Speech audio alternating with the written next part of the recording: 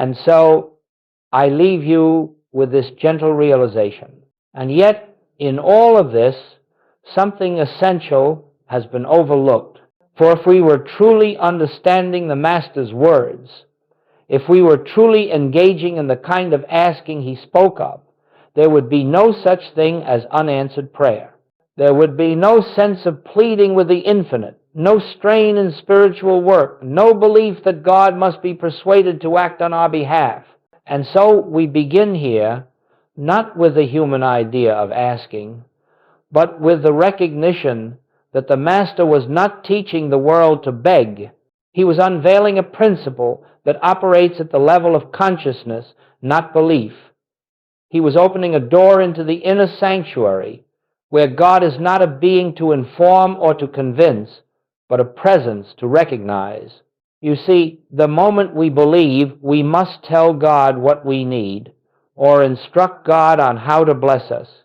We have already stepped out of spiritual understanding and into the realm of human ignorance.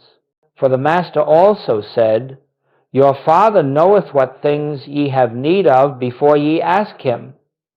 And unless those two statements are understood together, neither one will be understood at all. Let us then put aside the old notions of prayer as petition. Let us lay down the weariness of trying to reach a God somewhere beyond the sky. Let us release the idea of a remote deity who must be awakened or informed before good can flow. For the spiritual truth is far simpler and far more profound. God is closer than breathing, nearer than hands and feet, and the activity of God is forever fulfilled. Asking, in the mystical sense, is not an attempt to bring something into our experience. It is the opening of consciousness to that which already is. In these moments we share together, we shall explore the real meaning behind the Master's instruction. We will look into why so much asking produces so little receiving, and why the prayers of millions rise no higher than human words. We will discover what asking truly is and what receiving truly means. And above all, we will turn inward quietly, gently, so that the inner ear may begin to hear the voice that does not speak in words. It assumes separation. It assumes two powers. It assumes God somewhere and man somewhere else. It assumes a condition that may or may not be corrected depending on how well one prays. And all of that, my friends, is the very illusion Christ came to dissolve. Let us begin, then, not by asking for anything, but by becoming receptive. Let us be still. Let us become aware of that presence which existed before our need, before our thought, before our first breath. For only in that stillness will the promise be fulfilled. Ask, and you shall receive. Now, let us look more closely at this word ask, for here lies the root of most spiritual disappointment. Nearly the entire world has been trained to believe that asking means pleading with God for something, and so the prayers of humanity rise like waves of anxious desire, requests for money, for health, for success, for relationships, for the changing of circumstances, for the correction of outer conditions.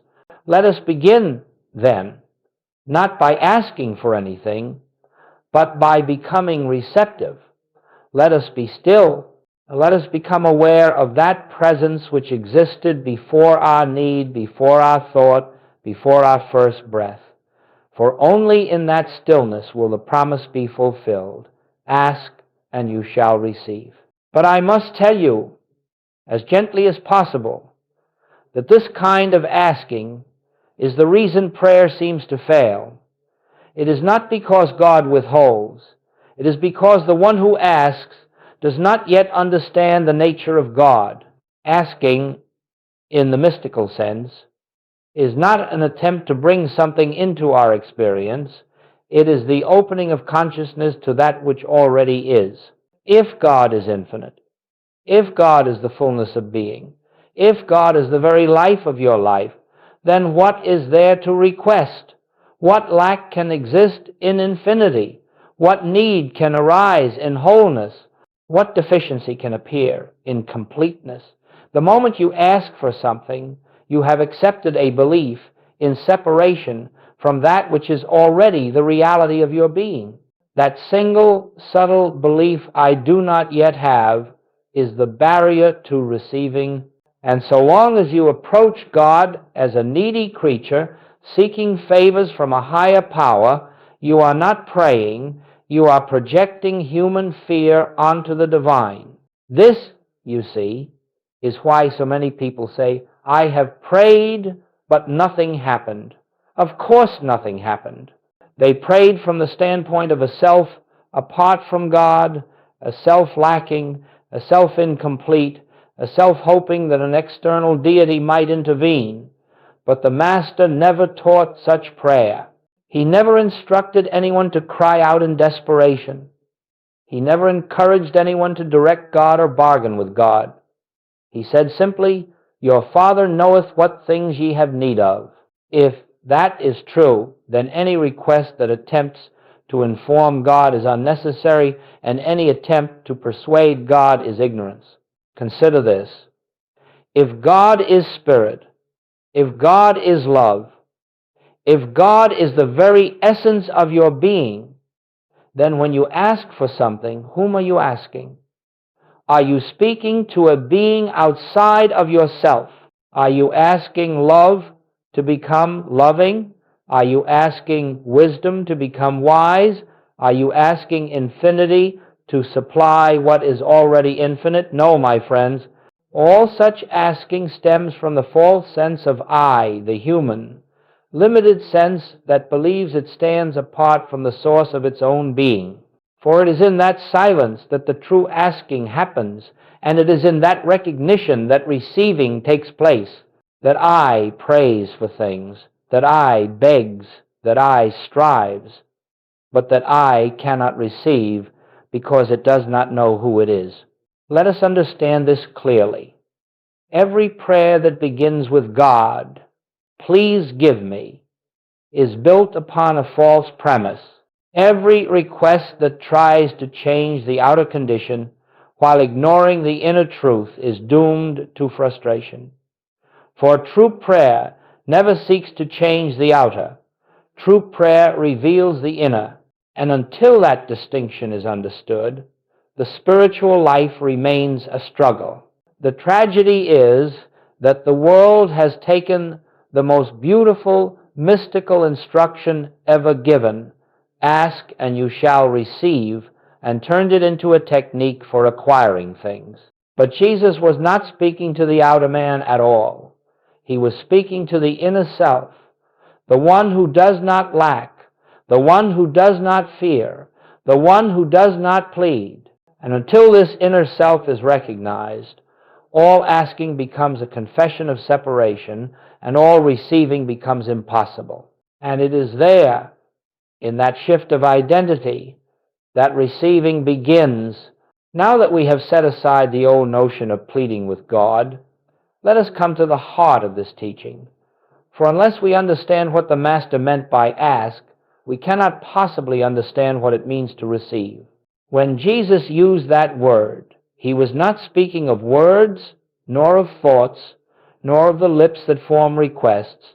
He was speaking of a shift of consciousness, an inner turning, a movement away from the visible appearance to the invisible presence. And until this movement occurs, no amount of verbal asking will bear fruit. To ask, in the spiritual sense, is to turn within quietly, without effort, without desire, without agenda, and to rest in the awareness that God is already here.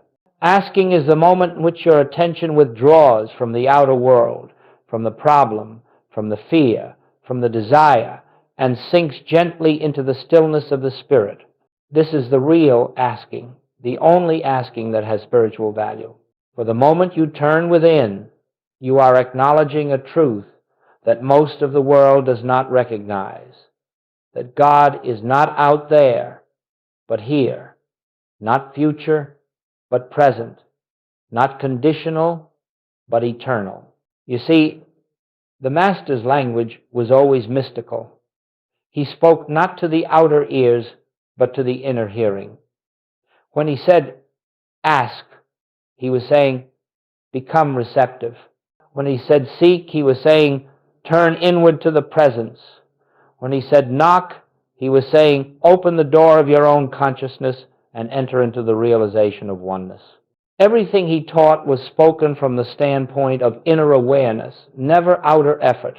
Asking, then, is not informing God of our needs. It is awakening ourselves to the presence that knows our need before we speak. Asking is not trying to bring God into our experience. It is recognizing that God has never been absent.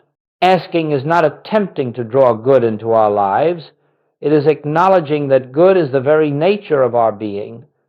And because this is so true, asking is always silent.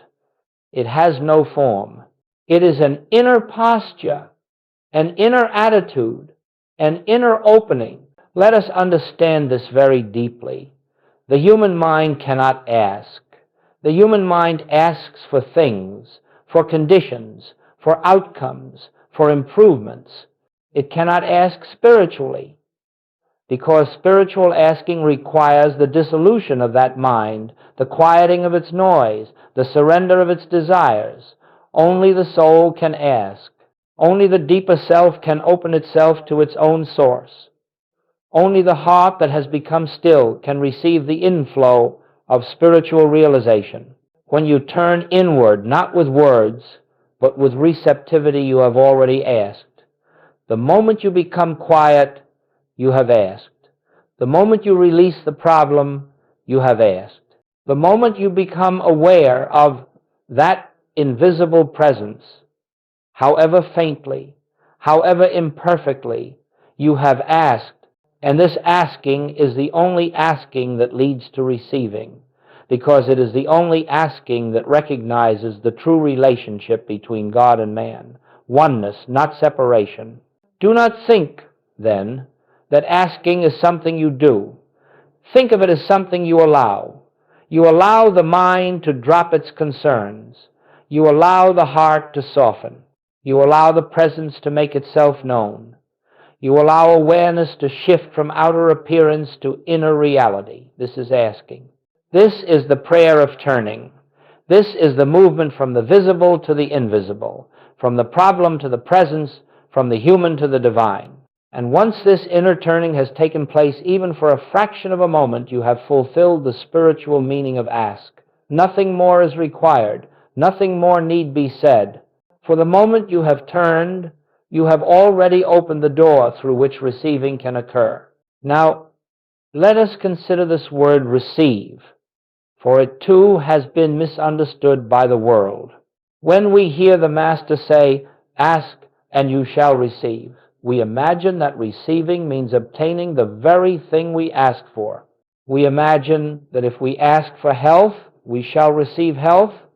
If we ask for abundance, we shall receive abundance. If we ask for peace, we shall receive peace. But this is not the nature of spiritual receiving. When you turn inward, not with words, but with receptivity, you have already asked. The moment you become quiet, you have asked. The moment you release the problem, you have asked. The moment you become aware of that invisible presence, however faintly, however imperfectly, you have asked. And this asking is the only asking that leads to receiving, because it is the only asking that recognizes the true relationship between God and man. Oneness, not separation. To receive is not to get, it is to realize. It is the dawning within consciousness of a truth that has forever existed, but which we had not recognized. It is the lifting of a veil, the illuminating of awareness, the quiet unveiling of the presence that was never absent. The outer world may shift as a result, but the receiving itself is not the shift. The receiving is the inner realization that brings the shift to pass. You see, the entire world seeks to get, it seeks to acquire, to manifest, to draw into experience something that it believes it does not have.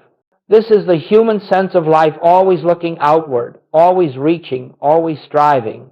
But spiritual receiving begins with an entirely different premise, that all of God's grace, all of God's completeness, all of God's supply, harmony, wholeness, and peace are already embodied within your consciousness.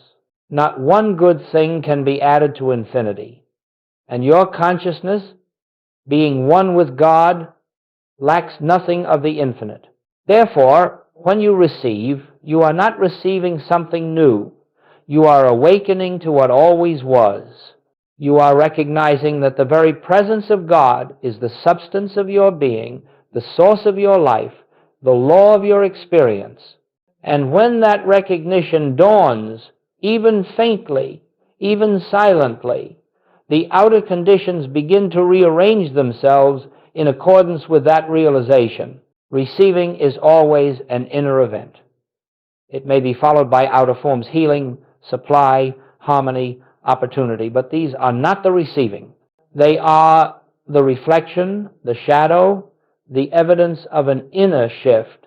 The receiving itself is the moment consciousness touches truth, or truth touches consciousness.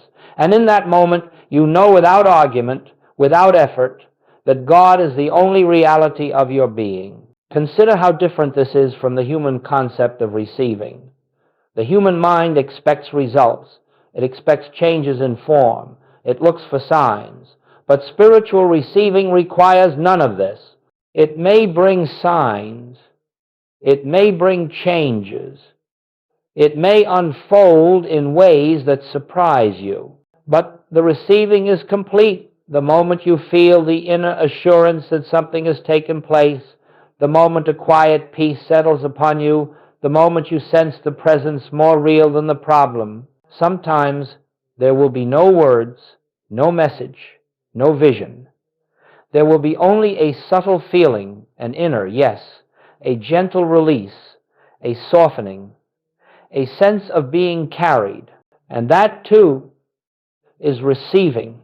For receiving is not dramatic, it is not emotional, it is not mental activity, it is the soul remembering itself. And so, my friends, understand this. You can receive without seeing any immediate outer change. You can receive while the situation still appears as before. You can receive without knowing how the outer condition will unfold. For receiving is not in the outer at all, it is in the silent realizations of the heart. And when those realizations come, even in the smallest measure, they carry within them the seed of outer harmony. Never look to the outer to determine whether you have received. Look only to the inner sense of peace, to the quietness that settles upon consciousness when the presence has been acknowledged. That peace is the sign, that peace is the receiving. And from that receiving, the entire world of your experience will eventually conform. Thus, we can say with confidence that receiving is not a matter of time, it is a matter of recognition. The moment recognition dawns, receiving is complete, and the outer world, being but effect, must in time reveal the inner truth that has been realized. Now that we have understood what receiving truly is, we must look deeply at what prevents it, because, my friends, receiving is never withheld by God. Receiving is never delayed by God. Receiving is never earned nor deserved. It is only recognized. Therefore, the only barrier to receiving lies not in God, not in the universe, not in outer circumstance, but in the one who is asking. And until we see this, we will continue to struggle in prayer, wondering why the promise appears unfulfilled. The greatest obstacle to spiritual receiving is the belief that the one who asks is a separate, needy, incomplete self. This is the false identity, the I that lives in fear, the I that seeks improvement, the I that believes itself to be apart from God, the I that tries to earn grace, deserves grace, or persuade grace. But you see that I is a dream image, a mistaken sense of self, and no spiritual realization can enter while we cling to it. The moment you say, I need, I lack, I want, I must have, you are speaking not from your true identity, but from the false self. That self cannot receive because it is built upon the belief in absence. It cannot receive because it believes in separation. It cannot receive because it asks from a standpoint that does not exist in spiritual reality. And as long as that false self remains the one who approaches God, there is no receiving, only desire, only struggle, only the endless cycle of seeking and disappointment. You may ask, why is it that I cannot receive from that place? It is because receiving requires recognition, recognition of oneness, recognition of wholeness, recognition of the presence that is your very life. And the false sense of I cannot recognize this because it is the belief in not having it. It is the sense of a self divorced from its own source, hoping somehow to be reunited. But your true self has never been separated. The separation exists only in the mind, not in reality. Imagine a wave upon the ocean, believing itself to be dry, begging the ocean to give it water. Would this not be a tragic comedy? So long as the wave believes in its dryness, it cannot drink of the ocean even while being made of it. And so it is with us. As long as we approach God as if we are outside of God, as long as we ask as if God is elsewhere, as long as we pray as if God is withholding, we cannot receive, not because the ocean withholds water from the wave, but because the wave believes it must convince the ocean to do what the ocean is already doing by its very nature. You can see, then, that the great obstacle to receiving is not the problem, not the condition, not the lack. It is the false identity that believes the condition has power. It is the false identity that believes something is missing. It is the false identity that believes it must solve or fix or acquire. As long as that false identity remains the asker, receiving cannot occur, because receiving is the recognition of the truth that dissolves that identity. The false self prays for things. The true self rests in truth. Imagine a wave upon the ocean, believing itself to be dry, begging the ocean to give it water. Would this not be a tragic comedy? So long as the wave believes in its dryness, it cannot drink of the ocean even while being made of it. And so it is with us. As long as we approach God as if we are outside of God, as long as we ask as if God is elsewhere, as long as we pray as if God is withholding, we cannot receive. The false self fears. The true self is peace itself. Therefore, before receiving can occur, something must happen not outside, but inside. The false sense of I must become quiet enough for the true self to be heard. The mind that believes I lack must fall silent enough for the deeper realization I am to arise. The personal sense of self must yield not through effort, but through recognition to the presence of the infinite within. The false self begs for change. The true self knows all is already fulfilled in God. And when it dissolves, even for a moment, even for a breath, receiving is instantaneous, because receiving is nothing more than the revelation of what you have always been. The presence you have sought is the presence that has been seeking you. Thus I say to you, do not attempt to receive from the false self. Do not try to bring light into a darkness that exists only as a belief. Instead, turn within and let that false identity gently fall away. Become aware of the quiet self, the eternal self, the self that needs nothing from God because it is one with God. That self asks without asking, receives without waiting, and lives in the grace that has no opposite. Up to this point, we have spoken of principles, eternal truths that govern the relationship between God and man. between consciousness and experience. But principles, unless they become lived and embodied, remain only ideas. And so the question naturally arises, how do we practice this? How does one ask in the spiritual sense? How does one turn inward in such a way that receiving becomes possible? Let us enter now into a simple, gentle, yet profoundly transformative practice, not as a technique, but as an attitude of soul. The first step, my friends, is stillness. Not the forced stillness of concentration, not the strained effort to quiet the mind, but the simple willingness to sit for a moment without reaching outward. You need not make the mind quiet. You need only refrain from feeding it. Sit and let the mind chatter if it must. You remain the observer, not the participant. The very act of sitting in that willingness begins the inner turning. Something in you softens. Something quiet within begins to open. The second step is releasing all desire. Lay down, for this moment, every human wish, every fear, every request, every imagined need, not because these things are unimportant, but because they belong to the realm of the outer self, and the outer self cannot receive.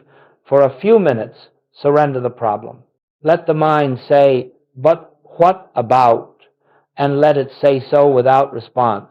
The more gently you release these concerns, the more deeply you turn toward the realm of spirit. The third step is the inward turning itself. This is not an action of the mind, but of awareness. You turn not outward to the world, not backward to memory, not forward to desire, but inward to the presence that is always here. How do you turn inward? By becoming aware that something within you is present before thought, beyond feeling, and beneath every appearance. If you simply rest your attention upon that inner sense of aliveness, that subtle awareness that I am, you have already begun the true asking. The fourth step is the real asking. At this point, no words are needed. Words belong to the human mind, and the human mind cannot approach God. The soul approaches God in silence. Yet, if a word or phrase arises naturally from the depths of your being, let it be a receptivity rather than a request. Speak, Lord, thy servant heareth. Here I am. Father, I am listening. These are not petitions. They are openings. They are the soul leaning into the infinite, not to get something, but to receive the awareness of what already is. Now comes the fifth step, resting in the invisible. This is the heart of the practice. You rest not in expectation, not in anticipation, not in hope, but in simple being. Let thoughts pass as clouds. Let sensations come and go. Let the body be at ease. You do nothing. You wait for nothing. You merely abide in that quiet awareness which is your true self. In that abiding, a subtle shift begins. Sometimes it is a warmth, sometimes a presence, sometimes a gentle peace, sometimes nothing at all, but a sense of spaciousness. This, my friends, is the inner sanctuary.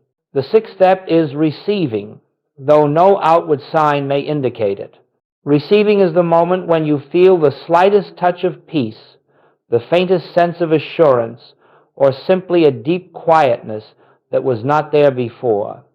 It may come as a whisper of knowing all is well. It may come as a lifting of concern. It is done. Or it may come as no message, no words, but a simple release, a sense that something has shifted within, even if you cannot name it. This is receiving. It is the soul recognizing its own completeness. And finally, the seventh step, allowing the outer world to adjust itself. Do not rush from your meditation seeking results. Do not examine your condition to see whether something has changed. Do not ask whether God has acted. God acted long before your asking. All that happens now is that your outer experience begins to reflect the inner realization. The world will rearrange itself in due course, not because you prayed for change, but because you became receptive to truth. Your very consciousness has been touched, and the outer world must eventually conform to the new vibration. Understand that this practice is not a ritual. It is not something you must perfect. It is an attitude, a posture of soul. You may sit for 5 minutes or for 50. You may experience profound peace or only a momentary quietness. None of this matters. What matters is that you turn, however briefly, toward the invisible. That turning is the asking. The peace that follows is the receiving. The outer harmony that unfolds is the demonstration. Practice this gently, my friends, not as a way to get, but as a way to know. And you will discover that every time you turn inward, the infinite meets you there, not because you have called it, but because it has always been there, waiting for recognition. It may be helpful now to illustrate how this inner practice works in actual life, for principles become clearer when we witness their demonstration. I wish to share with you, not as a miracle story, nor as something to be admired, but as a simple example of spiritual law in operation, a moment in which asking and receiving occurred in their purest form. Therefore, before receiving can occur, something must happen not outside, but inside. The false sense of I must become quiet enough for the true self to be heard. The mind that believes I lack must fall silent enough for the deeper realization I am to arise. The personal sense of self must yield not through effort, but through recognition to the presence of the infinite within. What could I say to her? That she must pray harder? That she must declare truth more forcefully? That she must hold firmer to her affirmations? No. All I said was this: my dear, you have asked outwardly, but you have not yet asked inwardly. She did not understand. So I said, you have asked as a human seeking help. You have not yet turned as the soul seeking recognition. Some years ago, a woman came to me not for healing, not for supply, not for guidance, but because she believed she had reached the end of every resource available to her. The world had closed in around her. Her business was failing, her health was deteriorating, and the weight of anxiety seemed to crush her very breath. She told me, Joel, I have prayed every prayer I know. I have repeated every affirmation. I have visualized, begged, pleaded, and still nothing changes. We sat in silence. I said no words. I gave no treatment. I offered no affirmation. I did not reach outward for God, nor did I attempt to bring God into the situation. I simply became still, so still that the mind had nothing to grasp. And as I sat in that stillness, I felt the presence. Not dramatically, not forcefully, but gently, like a soft breath that fills the room without disturbing a single thing. After a few minutes, something in her shifted. Her shoulders relaxed. Her breath softened. Her eyes, once filled with strain, grew quiet. She whispered, "What is this?" And I answered, "This is receiving." She said, "But nothing has happened." And I said, "Everything has happened." For in that moment, she was no longer asking from the false self. She was no longer trying to fix her life. She was not reaching for supply or healing or peace. She was resting in the presence itself, and in that rest, the soul received what the mind could never obtain. She left quietly, and for several days, nothing in her outer life changed. But within, something had been touched, something that could not be undone. Then, little by little, the outer world began to reshape itself. A business opportunity arose from a direction she could never have anticipated. A long-standing conflict resolved effortlessly. Her health began to show subtle signs of improvement. The heaviness that once clouded her mind lifted, and a new confidence took its place. When she returned to me weeks later, she said, "I didn't do anything, Joel. I didn't try. I didn't ask. I didn't beg. I only remembered that feeling of stillness."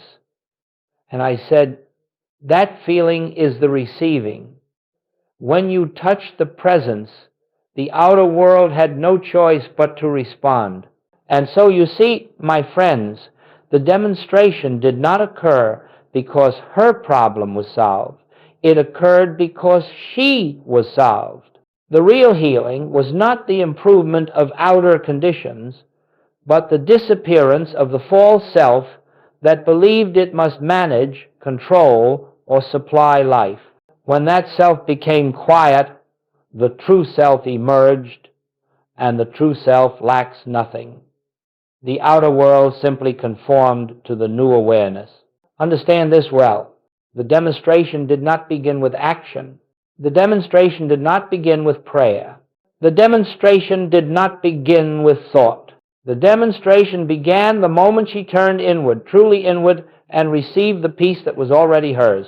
Every demonstration in your life will follow the same pattern, not because it must happen a certain way, but because consciousness is always the cause and form is always the effect. Do not look to the form. Do not look to the result. Do not look to the world to confirm God. Confirm God within, and the world will align in its own manner and in its own time. This, then, is the way of true asking and true receiving. It begins in silence, unfolds in peace, and expresses itself in harmony, not through the efforts of man, but through the natural operation of divine law. Up to this point, we have spoken of asking and receiving as moments, moments of stillness, moments of realization, moments in which the veil is lifted and the presence becomes tangible. But the spiritual life is not built upon isolated moments. It is built upon a state of consciousness. And so the question arises, what happens after receiving? How does life unfold when one begins to live from the inner awareness rather than the outer appearance? The first and most profound change is this. You no longer approach life with fear, not because the world has suddenly become gentler, not because circumstances always appear favorable, but because you have discovered that the real source of your being is not in the world at all. When you have received even once, even faintly, the assurance of the presence, fear loses its authority. It may knock upon the door of thought, but it finds no dwelling place within you. You have touched something deeper, something eternal, something that cannot be shaken by events. You have touched something deeper, something eternal, something that cannot be shaken by events. This does not mean problems disappear. It means they no longer define you. It does not mean circumstances cease to challenge you. It means they no longer control you.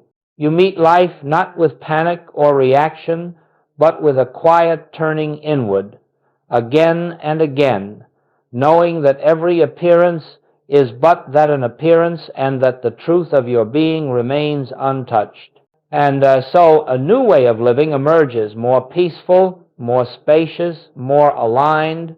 You take the actions that are needed, but you take them without strain. You make decisions, but you make them without fear. You move through your day with an inner poise, because you know that you are not the actor, you are the instrument through which the infinite performs its own work. The third change is this. You stop seeking. You stop seeking spiritual experiences. Stop seeking spiritual demonstrations. Stop seeking signs or proofs or assurances. For once you have turned within and received the faintest whisper of the presence, the search is over. You may continue to deepen in realization, But you no longer search for God as if God were missing.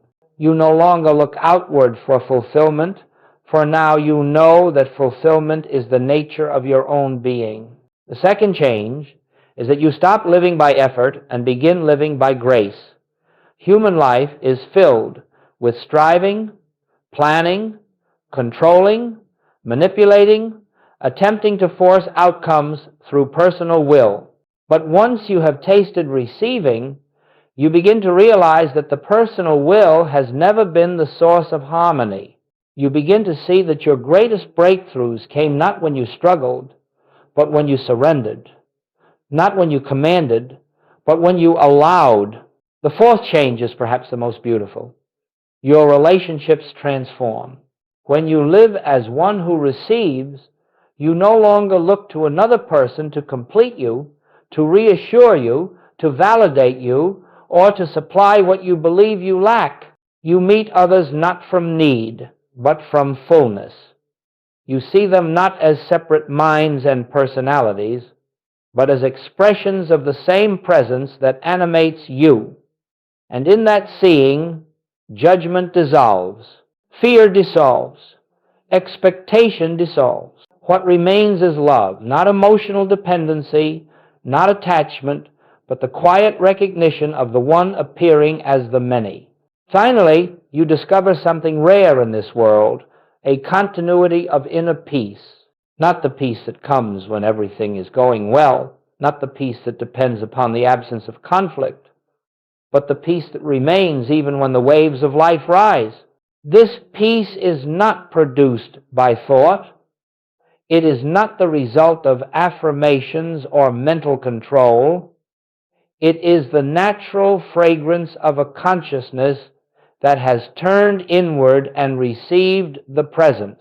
It is the peace that Christ spoke of when he said, "My peace I give unto you," a peace that the world cannot give and the world cannot take away. This, then, is the life of one who receives, a life rooted in the invisible, guided by inner knowing, sustained by grace, undisturbed by appearances, and illumined by the awareness of oneness. Not a life free from challenges, but a life in which challenges become opportunities for deeper realization. Not a life without action, but a life in which action flows from the quiet center of being. When you begin to live this way, the promise of ask and you shall receive ceases to be a command or an instruction. It becomes a description of how the universe operates. It becomes a law written upon the heart. It becomes the rhythm of your daily life, a rhythm of turning inward and receiving, turning inward and receiving, turning inward and receiving, until the line between asking and receiving disappears, and all that remains is the steady awareness of the presence that has always been. I do not say that you will no longer have desires or aspirations, but those desires will no longer arise from emptiness. They will arise from the fullness of being, which means they will unfold naturally without the strain of personal will. You will find that much of what you once pursued now comes to you effortlessly, not because you seek it, but because your consciousness has become a welcoming place for harmony to express itself. You may forget every word I have spoken, you may forget every principle, every explanation, every story, but if you remember this one thing, you will remember the essence of the infinite way. God speaks in silence, and only in silence can you hear. No book, no teacher, no outer method can replace this inner listening. Everything else is preparation for it. Everything else is a pathway leading you to the door. But only inner listening opens the door itself. You have learned what it means to ask, not to beg, not to plead, not to attempt to move an external God, but to turn inward in receptivity. You have learned what it means to receive, not to acquire, not to manifest, not to change the outer world by force, but to awaken to what already is. You have learned that the greatest barrier to receiving is the false sense of self, and that when that self becomes quiet, the true self stands revealed. This, then, is the life of one who receives, a life rooted in the invisible, guided by inner knowing, sustained by grace, undisturbed by appearances, and illumined by the awareness of oneness. Not a life free from challenges, but a life in which challenges become opportunities for deeper realization. Not a life without action, but a life in which action flows from the quiet center of being. There will be days when the mind is noisy and the world presses heavily upon you. There will be moments when fear arises, when doubt whispers, when the old habit of seeking outward attempts to take hold once more. When that happens, do not struggle. Do not condemn yourself. Simply turn again, however briefly, toward that quiet center within. Even a moment's remembrance is enough. Even the faintest whisper of the presence is enough. And now, my friends, we come to the close of this teaching, not the end of the journey, for the journey of spirit has neither beginning nor end, but the close of our shared contemplation in this moment of time. What remains is a simple invitation, a call that has echoed throughout the centuries, a call that every mystic has heard, and every seeker must eventually answer. Turn within, listen, be still. The third change is this: you stop seeking. You stop seeking spiritual experiences. Stop seeking spiritual demonstrations. Stop seeking signs or proofs or assurances. For once you have turned within and received the faintest whisper of the presence, the search is over.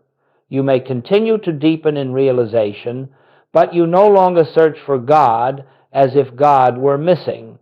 You no longer look outward for fulfillment, for now you know that fulfillment is the nature of your own being. You may forget every word I have spoken, you may forget every principle, every explanation, every story, but if you remember this one thing, you will remember the essence of the infinite way. God speaks in silence, and only in silence can you hear. No book, no teacher, no outer method can replace this inner listening. Everything else is preparation for it. Everything else is a pathway leading you to the door. But only inner listening opens the door itself. And so, as we conclude, I say to you, not go and seek God, but go and recognize God. Go and recognize that the presence you have sought is the presence that has been seeking you. Go and recognize that every breath carries the whisper of the infinite. Go and recognize that the kingdom is not something you enter, it is something you allow to be revealed. But now, I say to you, do not stop here. Do not let this teaching remain as mere inspiration or pleasant thought. Take it into your daily life, not as a task, not as a burden, not as a discipline, but as a remembering. Let the inner turning become your first response to life. Let the silence become your refuge. Let the presence become your constant companion.